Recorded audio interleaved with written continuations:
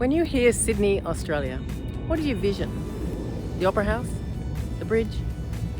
Well, none of it would be as spectacular as it is without Sydney Harbour.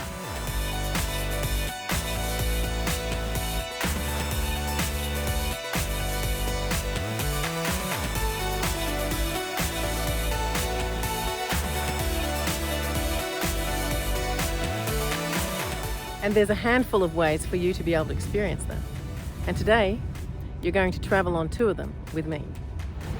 Come on, let's catch a ferry.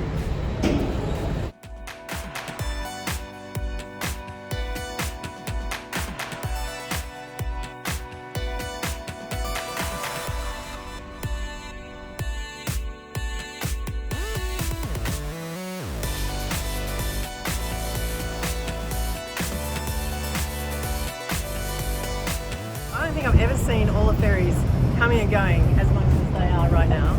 It is so beautiful. This is ultimately Sydney.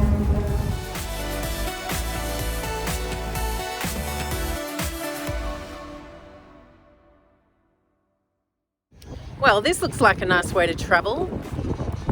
How about we take a drive on this?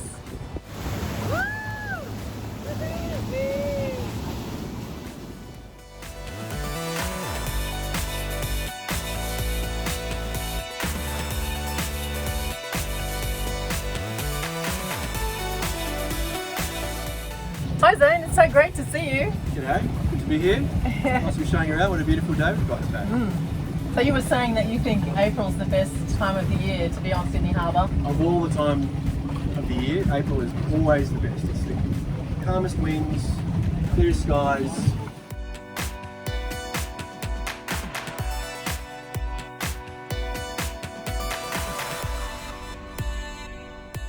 We're pulling into Luna Park. You see this all lit up at night. It's very attractive. People are always very curious about Luna Park. Look, what is it? It was something that was built in 1935, so it was just after the Harbour Bridge opened. And it was kind of built in a way to celebrate this prosperous new beginning after the Great Depression.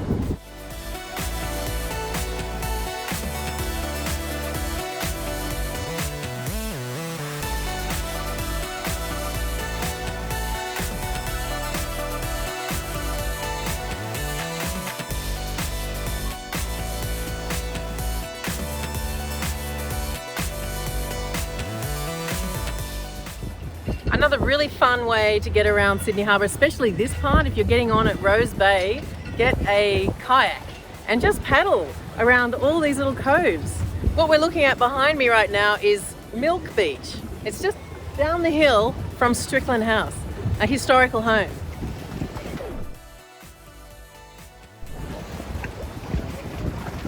Right behind me is Shark Island.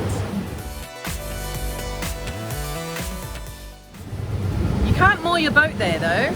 Zane would have to drop us off and come and pick us up.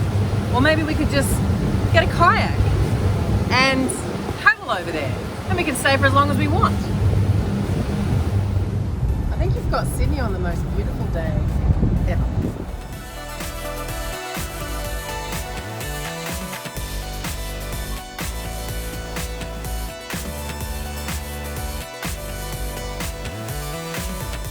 That was a ride and a half. What a fantastic boat, Mark.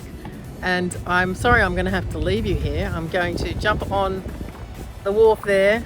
Zane, thank you so much. That was expertly driven.